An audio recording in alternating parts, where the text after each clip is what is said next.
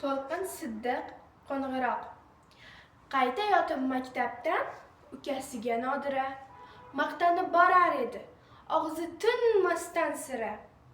Chaldim bugun maktabda so'nggi qo'ng'iroqni men.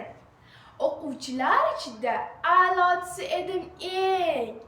Ko'rdingmi, sen ham jo'shqin bo'lasan mendek katta, maktabda yaxshi o'qib, qo'ng'iroq chal albatta.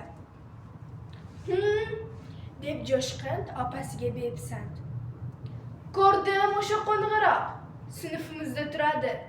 9 yilda bir marta chalibsiz opa uni. Men bir emas, 1000 marta chalaman-ku har kuni.